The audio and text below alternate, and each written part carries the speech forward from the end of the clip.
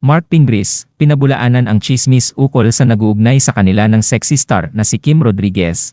Anya walang katotohanan ang lahat, narito ang detalye.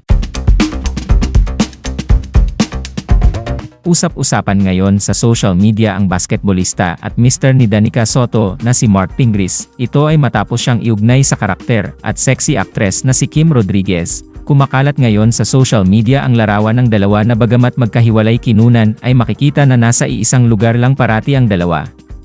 Nagpalala pa sa issue ang lumabas na blind items sa napipintong paghihiwalay ng ideal couple dahil sa pambababae ng mister, na ang hula na nga ng mga netizens ay sila Danica Soto at Mark.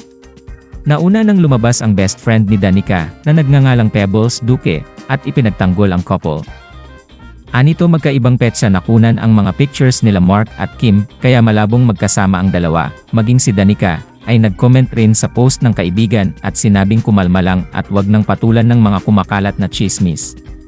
Samantala ngayong araw ng Huwebes March 28, ay binasag na rin ni Mark ang katahimikan at nagsalita na sa isyong iniugnay siya kay Kim Rodriguez. Sa Instagram post ni Mark inihayag niya ang kanyang official statement at narito ang kanyang pag-amin sa issue.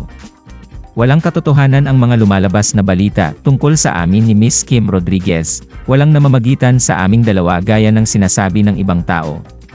Nakasama ko po si Miss Kim sa isang basketball event at sa isa pang event noong naging muse siya ng team namin. Salamat din sa nagpaabot ng concern.